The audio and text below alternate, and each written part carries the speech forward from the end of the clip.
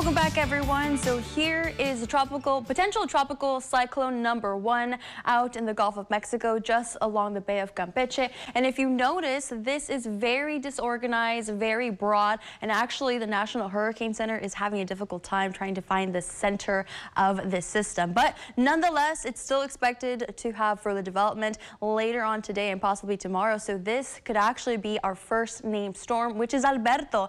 And this system is also expected to make its way further north and west and make landfall just along Tampico. But what does that mean for the Rio Grande Valley? Well, that means we are going to get much needed rain, not only for tonight, but for these next couple of days. So let's go ahead and track it all out. So as we head into the early evening hours, we are going to have some more showers and a few storms filtering in, but it's not going to be until tonight and going into early Wednesday where more rain and a few storms start to filter in and things start to become a little bit widespread. And tomorrow and Thursday is going to be our highest chance of rain. We're talking about 90% coverage. So most of us across the Rio Grande Valley will have a good amount of rainfall totals. And then as we head into these next couple days into the weekend, we could have those lingering rain chances as well. But our best chances for rain is going to be Wednesday and Thursday. But how much rain are we talking? Well, we could potentially see anywhere from 5 to 7 inches in the upper valley. But then as we head toward the lower valley, just along the coast, those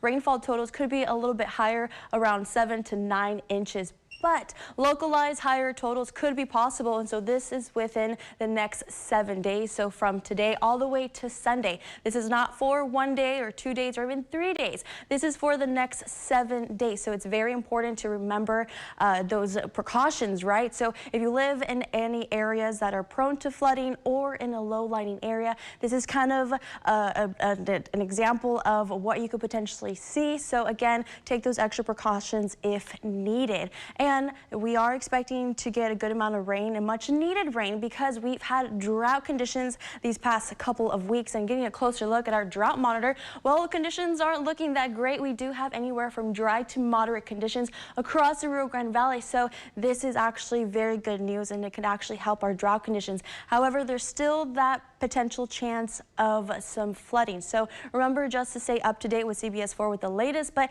getting a closer look at those rain chances that will be sticking around. Here they are. As we head toward the weekend, we're still going to have those rain chances, but they're not going to be as elevated as Wednesday and Thursday. And if you notice those temperatures, they will be a little bit cooler as well. Most of us will just reach the upper 80s to low 90s. So that's very different compared to last work week where those temperatures were in the upper 90s to low 100s. But remember always to give yourself some extra time before heading out the door, especially tomorrow morning if you do have an early commute.